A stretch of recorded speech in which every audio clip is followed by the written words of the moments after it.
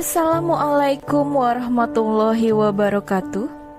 Shalom, Om Swastiastu, Namo Buddhaya, Wai Dedong Tian, salam kebajikan.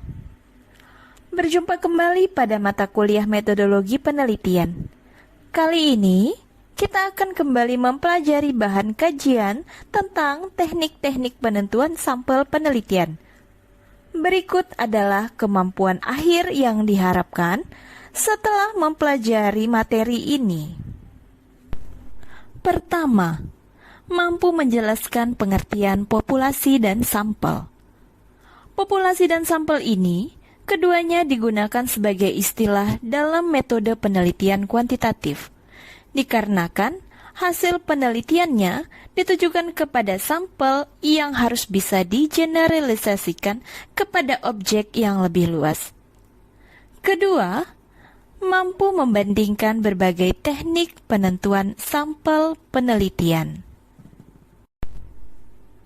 Dalam hal ini, kita akan mengenal berbagai jenis teknik sampling dalam penelitian, baik yang bisa digunakan dalam metode penelitian kuantitatif maupun kualitatif.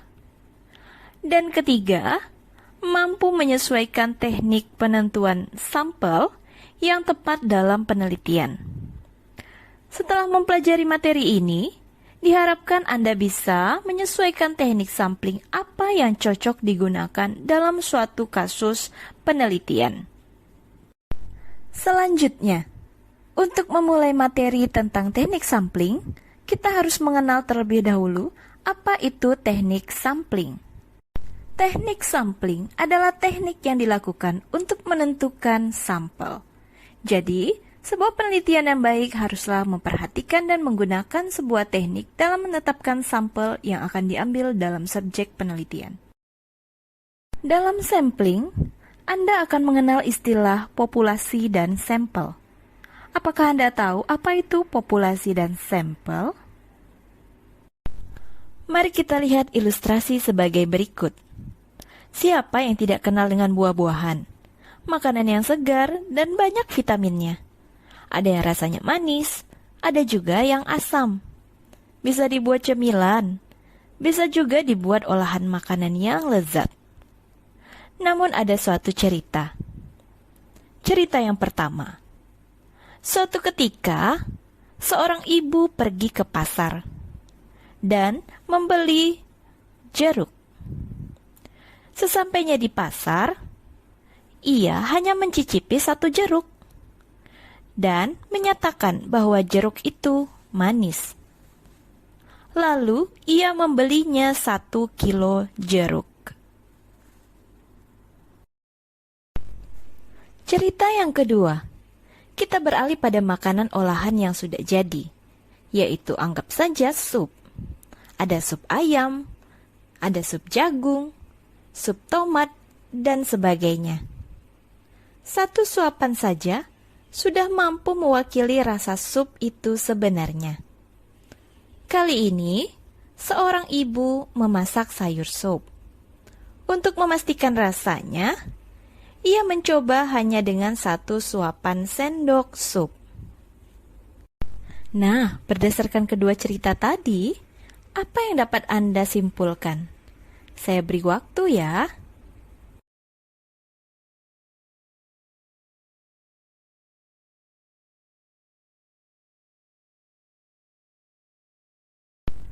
Anda sudah mendapatkan jawabannya? Ya. Suatu pengetahuan yang bisa diterima akal, yaitu pada cerita kedua. Ibu yang memasak sup dan mencicipinya 1 suapan saja, sudah bisa dikatakan bahwa suapan itu sampel.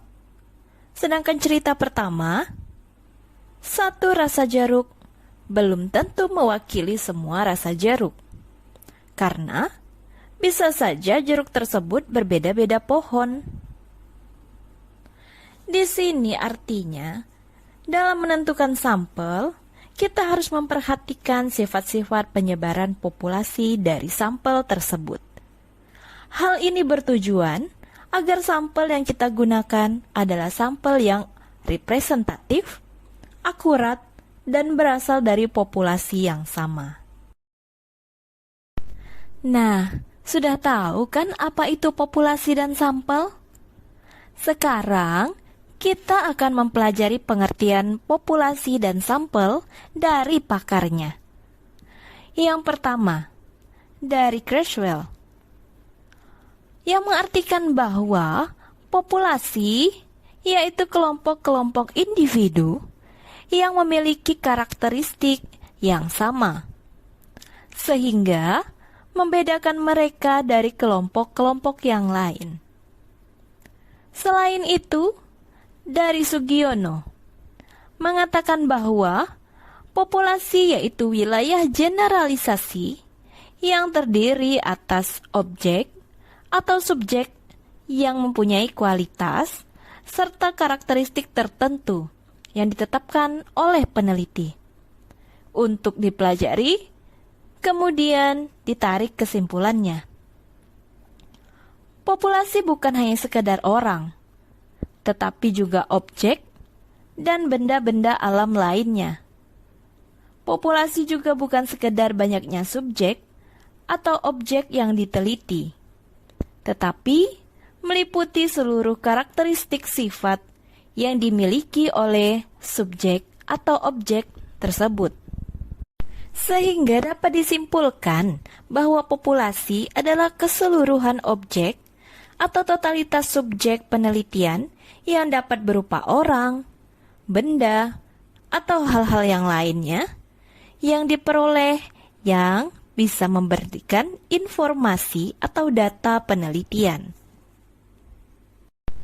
Sedangkan sampel, menurut para pakar, yaitu perwakilan dari kelompok yang telah diseleksi dari populasi target. Sehingga peneliti dapat mengeneralisasikan hasil penelitian yang diperoleh ke dalam populasi target. Selain itu, sampel juga bagian dari jumlah dan karakteristik yang dimiliki oleh populasi. Sehingga dapat disimpulkan bahwa sampel adalah bagian dari populasi dengan karakteristik yang sama. Jika populasi itu besar, peneliti tentunya tidak memungkinkan untuk mempelajari keseluruhan yang terdapat pada populasi, karena beberapa kendala nantinya akan dihadapi, seperti keterbatasan dana, tenaga, dan waktu. Maka dalam hal ini, perlunya menggunakan sampel yang diambil dari populasi, dan selanjutnya yang akan dipelajari dari sampel akan mendapatkan kesimpulan yang diberlakukan juga untuk populasi.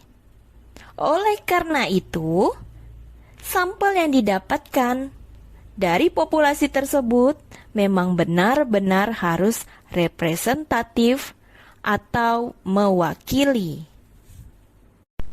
Berikut kita akan mempelajari berbagai teknik sampling yang akan bisa digunakan dalam metode penelitian kualitatif maupun kuantitatif.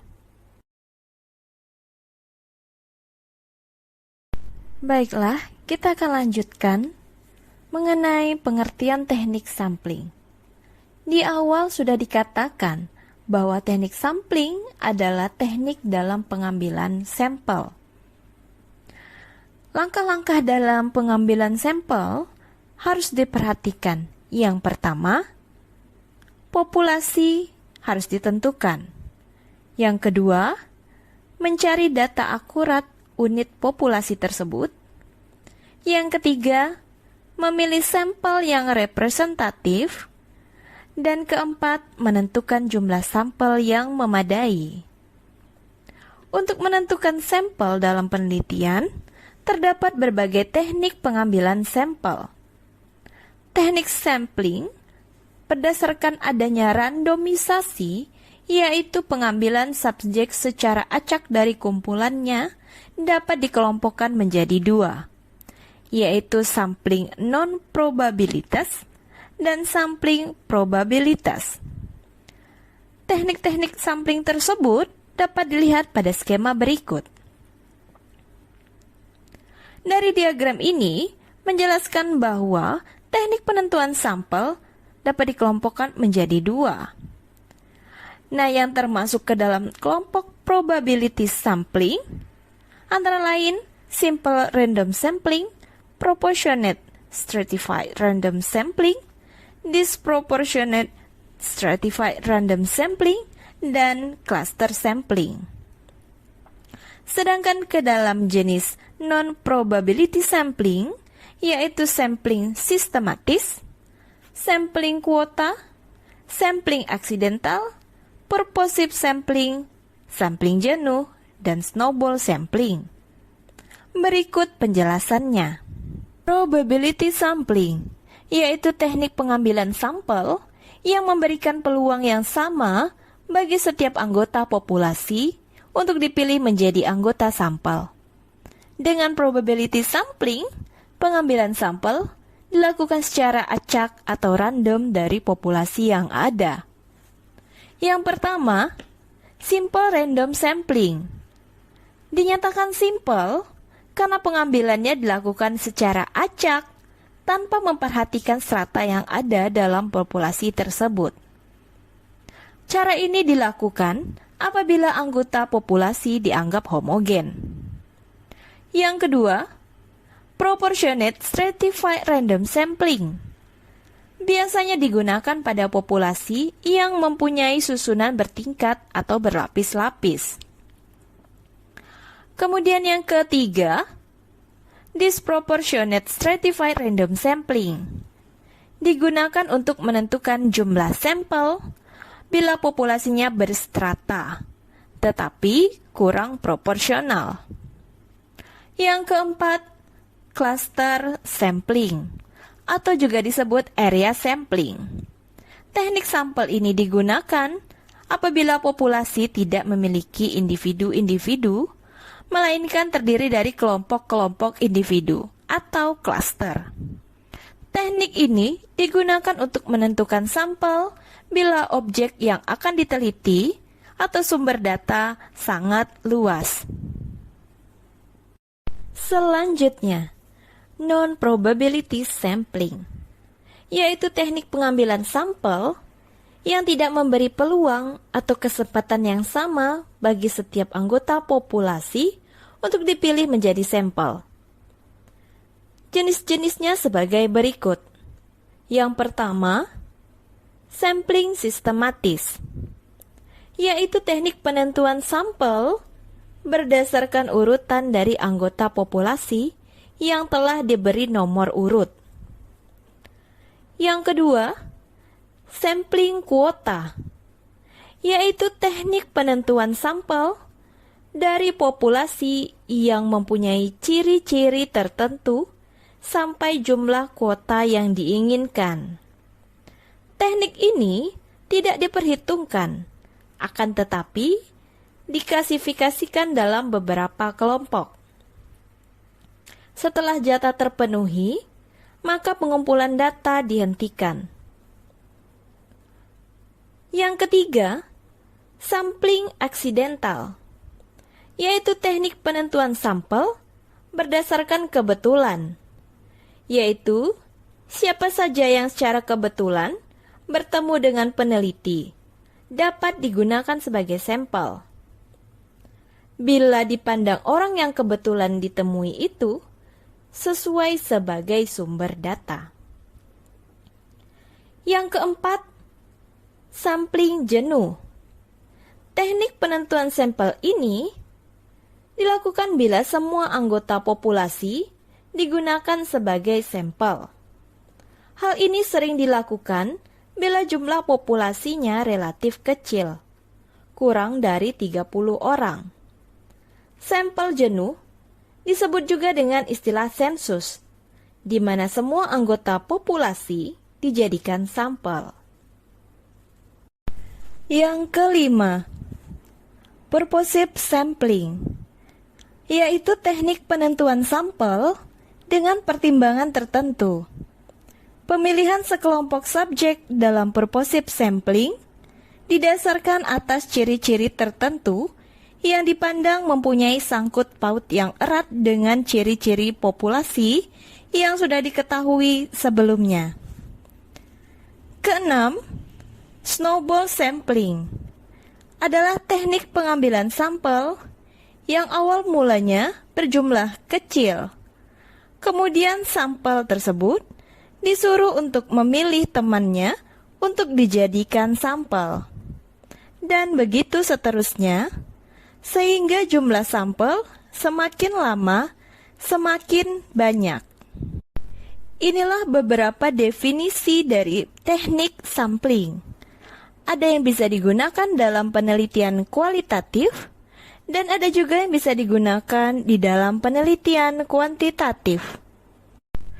Kini Anda harus bisa menyesuaikan teknik penentuan sampel mana yang tepat yang Anda gunakan dalam jenis penelitian Anda.